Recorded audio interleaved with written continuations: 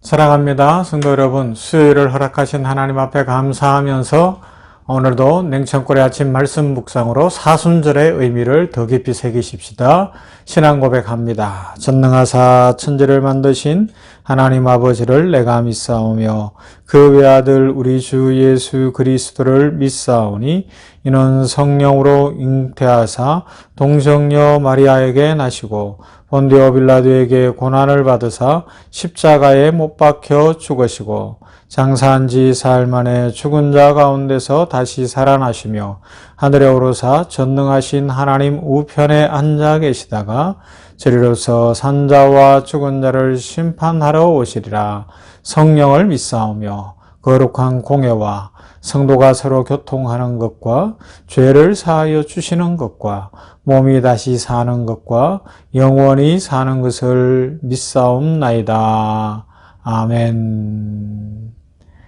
오늘 아침에 우리에게 주시는 하나님의 말씀 시편 105편 1절부터 15절 말씀 됩니다. 시편 105편 1절부터 15절 말씀입니다. 여호와께 감사하고 그의 이름을 불러 아뢰며 그가 하는 일을 만민 중에 알게 할지어다. 그에게 노래하며 그를 찬양하며 그의 모든 기이한 일들을 말할지어다. 그의 거룩한 이름을 자랑하라. 여호와를 구하는 자들은 마음이 즐거울지로다. 여호와와 그의 능력을 구할지어다. 그의 얼굴을 항상 구할지어다.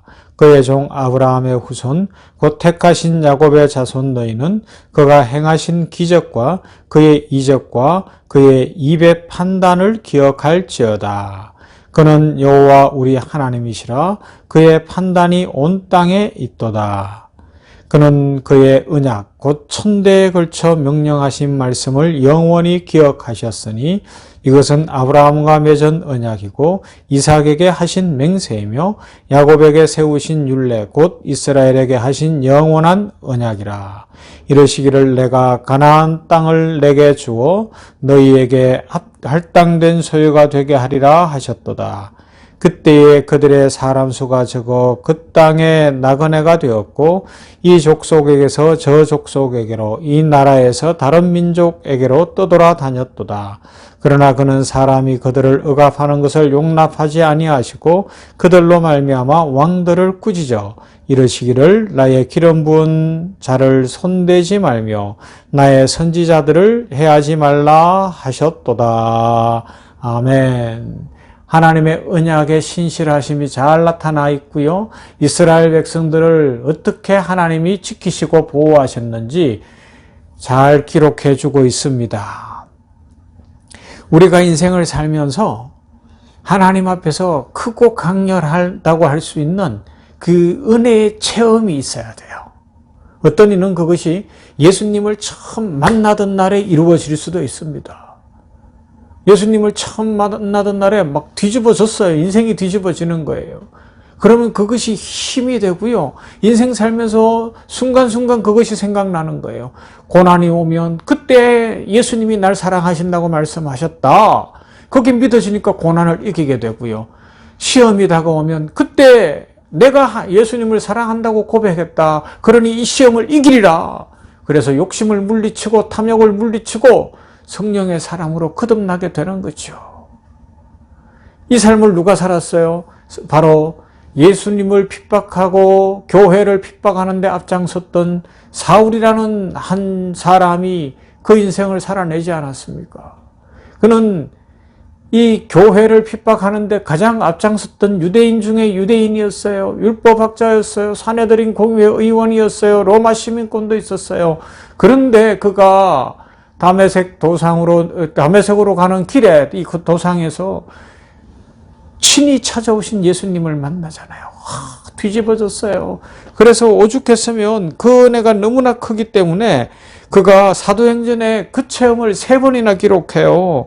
사도행전 9장 1절부터 22장 1절부터 26장 12절부터 3번이나 기록하면서 자신을 만나주신 예수님, 나의 인생을 바꿔주신 예수님, 나의 모든 것 되시는 예수님에 대한 그 체험을 막 간증합니다.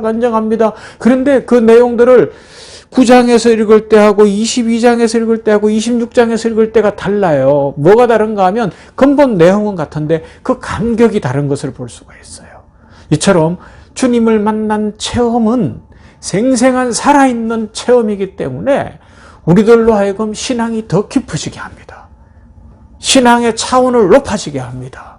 그래서 우리들이 그리스도 예수의 사람으로 더 확실하고 분명하게 살아가게 하는 거죠. 그러므로 오늘 이 냉천골의 아침 말씀 묵상하는 성도들이여, 하나님께서 은혜 주시어서 이런 체험 있는 신앙, 어떤 상황에서도 흔들리지 아니하고 고난을 이기고 믿음으로 살아갈 수 있는 확실하게 주님 만난 그 체험적 신앙으로 믿음의 용사들이 다 되시기를 주님의 이름으로 축원합니다. 이런 체험이 없으면요, 미지근해요. 뜨뜻. 그러면서 늘 힘이 없을 수 있어요. 여러분, 힘을 내야 되지 않겠어요? 요새처럼 이렇게 힘들고 어려운 때에 힘을 내야 되지 않겠습니까? 그럼 무엇으로 힘을 내겠어요? 예수 그리스도, 성령의 충만함, 하나님 아버지의 축복, 이것이 우리 성도들로 하여금 힘이요 능력이 되는 줄로 믿습니다. 오늘도 그 하나님께서 힘을 내게 하실 거예요. 그래서 어제 살펴봤던 출애굽 사건, 그 사건은 뭐예요? 이스라엘 백성들에게 있어서는 계속해서 반복해서 볼 때마다 자녀들에게 그것부터 가르치는 이유가 뭐예요? 하나님의 은혜가 놀랍다는 거예요. 이스라엘은 출애굽의 역사, 그게 유월절 아닙니까? 유월절을 통하여서 어린 양을 잡으며 유월절 어린 양을 예비하며 무교병을 먹으면서 출애굽에 대하여 계속 가르치는 거예요. 왜요? 생생한 체험이기 때문에, 하나님의 은혜, 말할 수 없는 구원의 은혜였기 때문에. 그런데 오늘 성경에서는 특별히 시편에서 무엇을 고백하고 있습니까? 하나님께서 아주 작았던 민족을 큰 민족이 되게 하시고 그들에게 약속의 땅 가나안을 주셨다는 것을 오늘 성경이 기록하고 있거든요. 아브라함에게 언약에 신실하신 하나님, 이삭에게 언약대로 이루신 하나님, 야곱과 그의 자녀들에게 언약대로 이루신 하나님, 그 일을 위하여서 이 가나안 사람들, 그들은 강성한데 이 히브리인들은 작아. 하나님께서 애굽에 내려보내셔서 그곳에서 큰 민족을 이루게 하시기 위하여, 다른 성경과 연결시키면 하나님이 요셉을 보내시는 거예요. 요셉을 보내시는 거예요. 사람의 눈으로 보고 현실적으로 보면 요셉은 형들에게 팔려가는 것이고 불행한 인생이고 죽지 못한 인생이고 여러 가지 부정적인 이야기를 얼마든지 할 수 있으나 영적인 관점에서 보면 하나님께서 역사하고 계셨어요. 그를 통하여 이스라엘을 이스라엘로 만드시기 위하여, 이스라엘에게 축복을 주시기 위하여 먼저 하나님이 요셉과 함께 하시고 요셉을 가나안 이집트 땅으로 보내셨고, 그 가족들을 비롯한 형제들을 비롯한 그 후손들이 이제 나중에는 출애굽할 때 남자 장정만 60만이 되도록 200만, 300만이 되는 큰 민족이 이루어지는 역사를 주셨다 말씀하고 있습니다. 그렇습니다. 하나님은 살아계신 하나님, 언약에 신실하신 하나님이십니다. 오늘 말씀에서 분명히 그것을 보여주고 있습니다. 우리 하나님 계획대로 일을 이루시고요, 무엇보다 약속대로 일을 이루시어 축복의 길을 열어가시는 분이십니다. 그 증거가 뭐예요? 십자가 사건이라는 것입니다. 2000여 년 전에 일어났던 십자가 사건, 이 고난의 길을 걸어가신 예수 그리스도의 그 은혜, 그것이 단순히 그때 그 일이 아니라 진정으로 예수님을 만난 사람들에게는 생생한 체험이요, 생생한 은혜라는 것입니다. 그래서 오늘도 우리가 살아가다가 인생이 힘들고 어려울 때, 아니면 외롭고 쓸쓸할 때에, 막 불안하고 괴로울 때에 십자가를 바라보면 능히 이길 수 있고, 십자가를 바라보면 능히 살 수 있으며, 십자가를 바라보면 새 힘이 넘칠 것이라고 말씀하고 있는 것입니다.